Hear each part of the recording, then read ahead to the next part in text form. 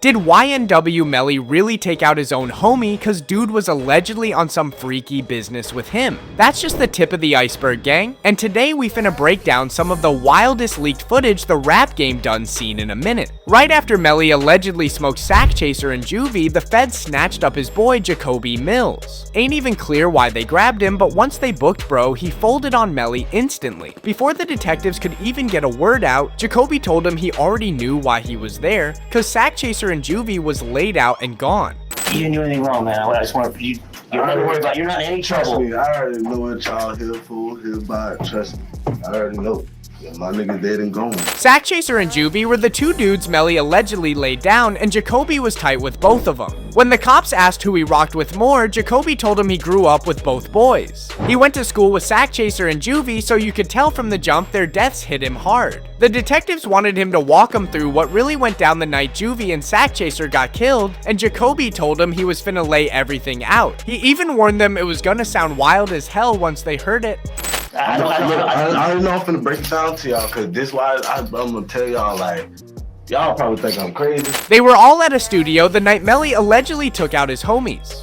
And the security cameras even caught Melly hopping into the car with Sack Chaser and Juvie. Jacoby Mills was with them that night too, and he said that wasn't even the first studio they hit. At the start, it was just Jacoby, Melly, YNW Bortlen, and their boy Adrian Davis, better known as D. We had a studio before we go to New Era Studio. They finished recording at the studio. Then they went home and picked up Sack Chaser and Juvie. Jacoby said after they pulled up to the second studio, Juvie went inside to get some weapons. We had to go back inside and shit, get some weapons and shit, whatever. Then Jacoby wanted to get in the whip that Melly, Juvie, Sack Chaser, and Boiler were about to leave in, but he said that God pushed him away from the whip. So I tried to go get in that car, but when I tried to grab the door, I got pushed back to the red car. But nobody was there. Who pushed you back to the red car? Nobody.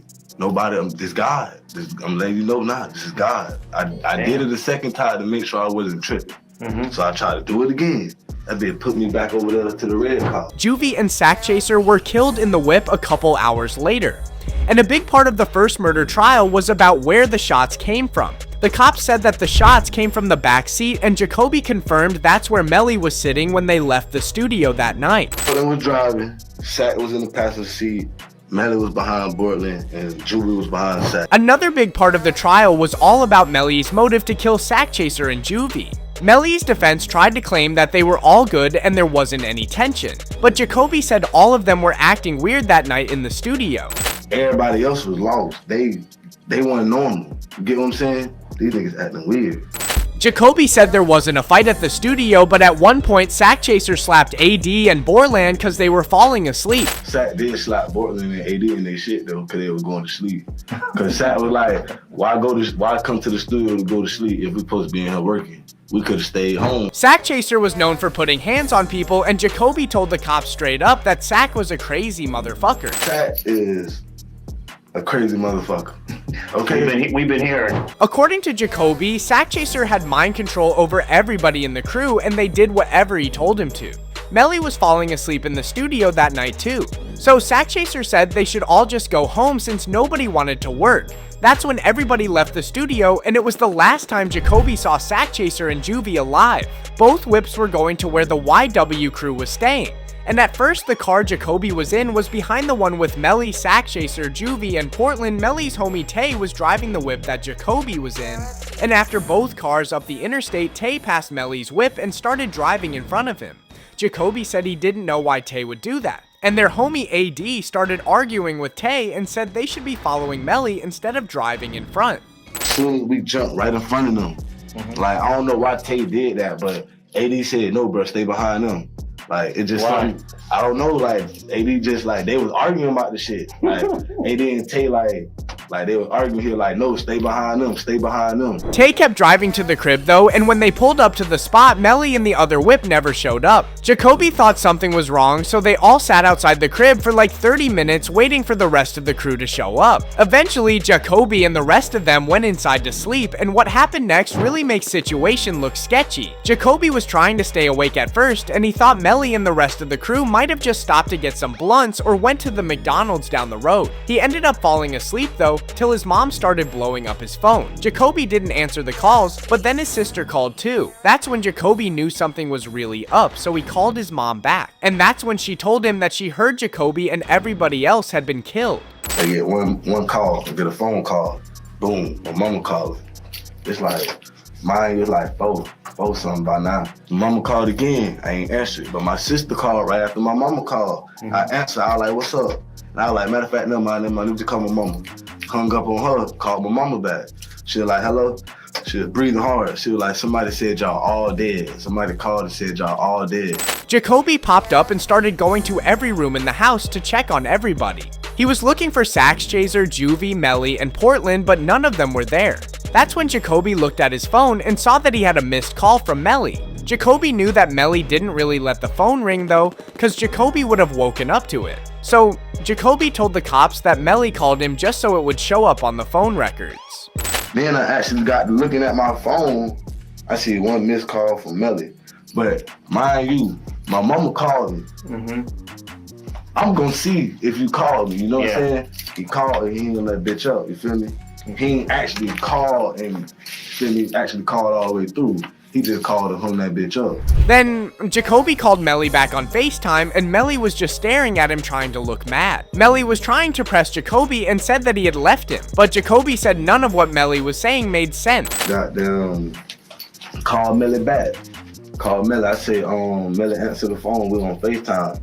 He just holding the phone looking mad, like, he just like you like basically saying like y'all niggas left us, like y'all niggas ain't answering no phone calls, y'all niggas left us, like, I'm like, nigga, what you talking about? I'm like, man, what the fuck going on? Stop playing me, like. At that point, Melly was at Fredo Bang's house and he told Jacoby to pull up. Jacoby had no clue what was going down, so he grabbed the Draco and headed to Fredo's crib. I grabbed the Draco, went to Bang house.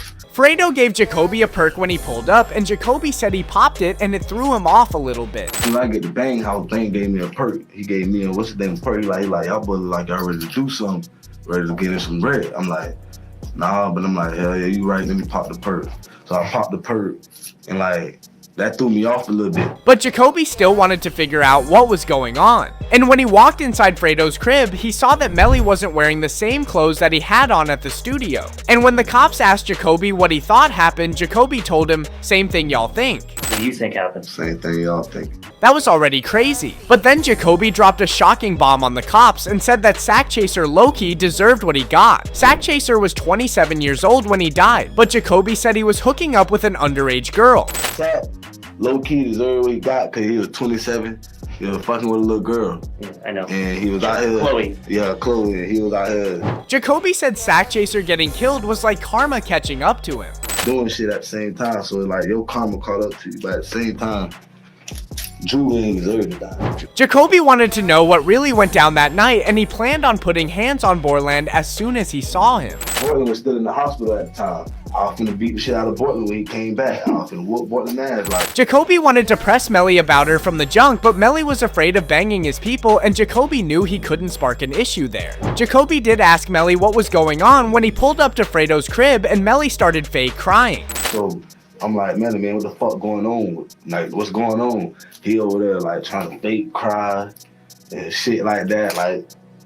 But no tears coming. Jacoby knew that if some ops really killed Sackisser and Juvie, Melly would have wanted to jump in the whip and slide back, not sit at Fredo's crib and cry about it. During Melly's first trial, his motive for killing Sack Chaser and Juvie was a big deal. The detectives asked Jacoby why Melly would have pulled the trigger on them, and Jacoby said that when he was on FaceTime with Melly, Melly kept saying, "You don't know what Sackisser been doing to me." Yeah, Melly was on FaceTime, Melly like, y'all don't know, bro. Y'all don't know what Sack was doing to me. Y'all don't know, bro. Y'all don't know what Sack was doing to me, bro. Melly wouldn't tell Jacoby what Sack Chaser was actually doing to him, and the cops asked Jacoby if he thought Sack Chaser was being sexual with Melly. Jacoby said he didn't know, but Sack Chaser was way bigger than Melly, and there's no way Melly could have put up a fight against him. You think Sack was molesting him? I don't know, bro. That's why I'm saying I don't know what the fuck Sack, bro. How Like, could you molest thing, an adult? I don't know, but like Sack bigger than Melly. Then the cops asked if Jacoby thought Bortlen could have been the one who pulls the trigger on Sack, and Juvie and Jacoby said Bortlen wasn't built like that. I'm gonna tell you straight up, to me, Cortland a bitch. Cortland ain't living like that. That's my blood cousin. Cortland is my blood cousin. Auntie Fina, all that, yo, blood cousin, like, Bortlen not living like that. And one time, Sack Chaser beat up Bortlen so badly he made Bortlen cry.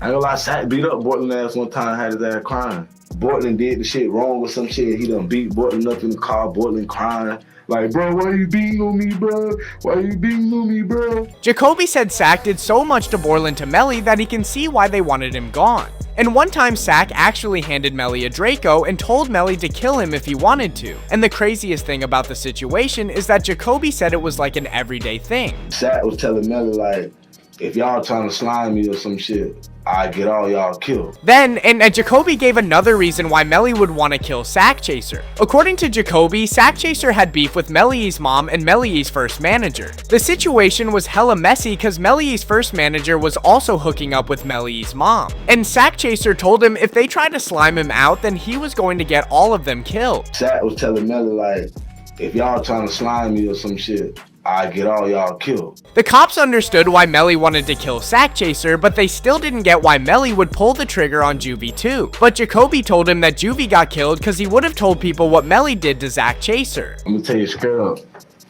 Juvie, what the streets say Juvie got whacked, cause Juvie was gonna tell. And what makes Juvie's death even more tragic is he wanted to leave the rap game behind. A couple days before he got killed, Juvie told Jacoby that he wanted to get out of the rap game because it was all too weird and fake. Juvie like, hell nah, bro, I don't fuck with this rap shit, bro. I don't fuck with this crazy ass shit. This shit weird, bro. This shit crazy. I just did the trapping. I go to the streets. I ain't on this shit, bro. Jacoby said Juvie wouldn't have gone to the cops and told him about Melly killing Sack Chaser, but he would let the streets know what happened, and that's why he got murdered too. People saying like he wasn't gonna tell the police, but he was gonna tell the street. A couple years after Melly got booked for killing Sack and Juvie, some details broke in the case that Juvie's thumb had been shot before he got killed. Jacoby was being interrogated back in 2019 before the cops even arrested Melly, and somehow he knew the details about Juvie's thumb getting shot. Did Juvie's thumb get shot off? I don't know. If his thumb got shot off, they say Juvie was wrestling with whoever shot Sack first. Say Juvie tried to grab the gun, y'all tripping, and then they shot his thumb off. And when Juvie fell back, like when you get shot, you gonna be like and that's when they just shot his whole side off. Jacoby knew a lot of details about the case that even the cops weren't sure about yet, and that's what makes the whole story he told the police sound real. The cops tried to figure out who told Jacoby about Juvie's thumb getting shot, but Jacoby said he didn't remember who told him. Who did you hear from on the street that there was a fight inside the car and that's how his thumb got shot up? Damn, who the fuck did I hear that from?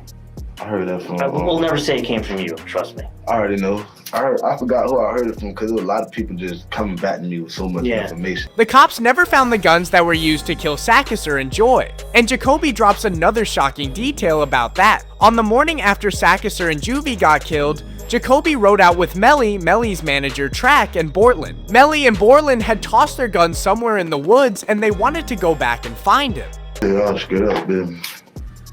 Now that one they took me on to go find the guns. Jacoby still didn't really know what was going on, but he's the one who found a .40 caliber pistol with blood all over it. You gotta remember that none of the details about the case were public yet, but Sack Chaser and Juvie were both killed with a .40 caliber pistol, and that's the exact type of gun Jacoby said he found with blood on it. I'm gonna tell you straight up, like, I found the 40.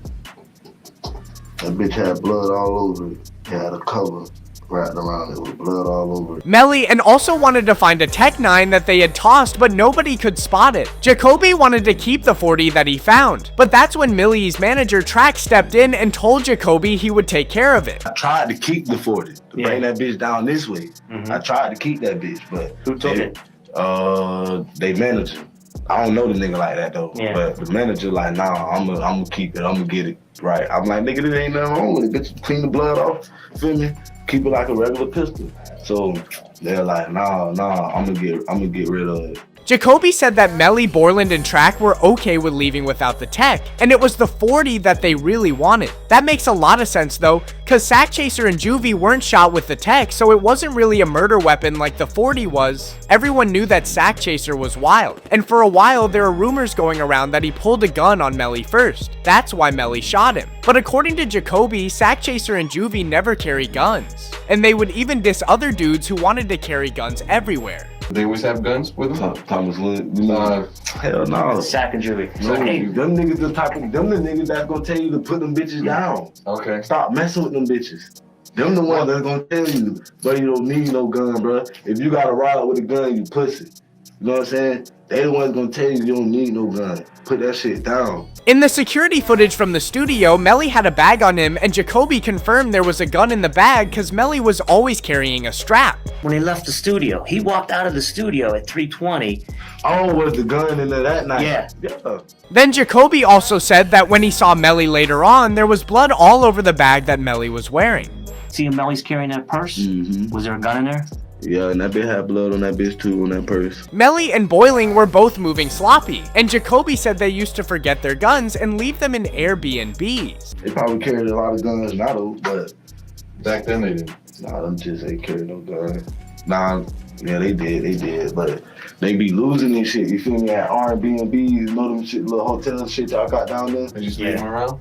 Leave them, then we leave the hotel, them bitches lost. They lost the bitch there, that bitch might still be there. You feel me? In the corner, Jacoby. He was afraid to talk to the police because Melly had money and could get Jacob's family killed if he found out. When he first got out of jail, yeah, like I said, I don't know. You feel me? I don't be trying to like, cause them boys got money on. They know where I stay at too, type shit. You feel me? Mm-hmm. So I ain't trying to put my people in no danger.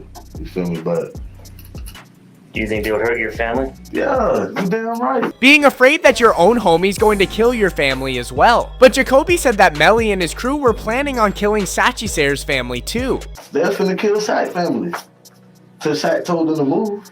Now they don't know where he stay at. Know where they stay at. And Jacoby wasn't the only one saying that Sack's family was in danger. A couple days before Sack got killed, he told his mom he needed to move because it wasn't safe for her anymore. Sack Chaser was supposed to be getting $200,000 from a deal he made with Melly, but Sack Chaser told his mom that he wasn't going to be getting the money. Jacoby told the cops that Melly and Bortlen got rid of their phones after Juvie and Chesterer got killed, and the cops wanted Jacoby to give them Bortlen's new number. Jacoby didn't know the number off the top of his head though, so the cops asked Jacoby to call his mom so he could find Bortlen's number on his phone. If we called your mom and you gave your mom's permission right over the phone to open up your phone to get us get a phone number, would you do it for us?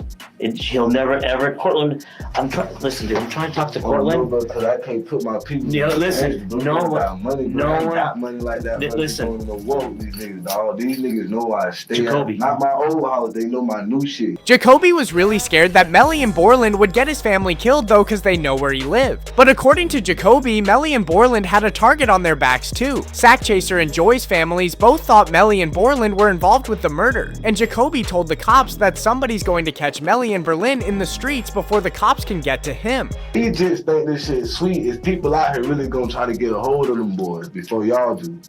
They thinking it's sweet.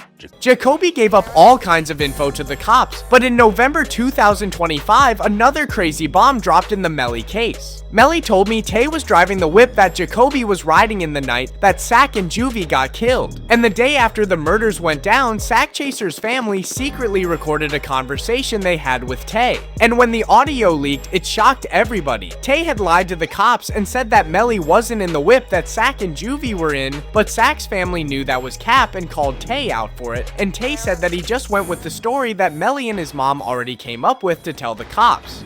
I ain't gonna sound that serious, man. It's just like the story they already had. I just went with. Melly's mom, Jaime, was allegedly involved with covering up the murders and trying to help Melly out. And a lot of people think she wanted Melly to kill Sack Chaser. Sack Chaser's family knew that something was up with Jamie, and one of them even told Tay that she had been cooking this up for the longest. And I'm telling you, Jamie been cooking this up for the longest.